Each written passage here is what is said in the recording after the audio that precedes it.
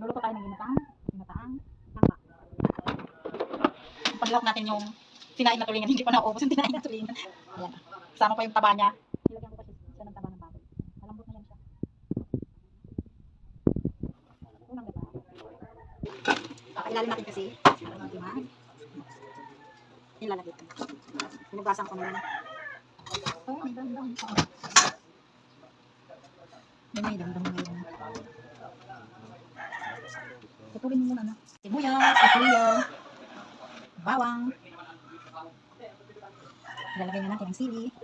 Lalagay natin ang magic sarap. Tapos yung gata.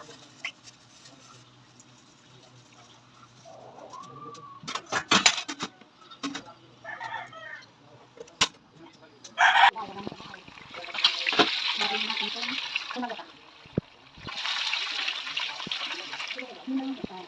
Templado naman ito. Ay,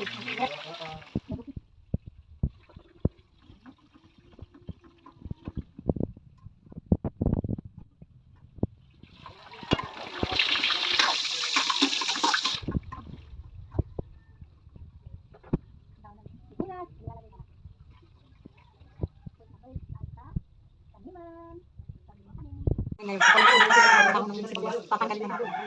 Yung 2 linggo ko lang itong ilalim.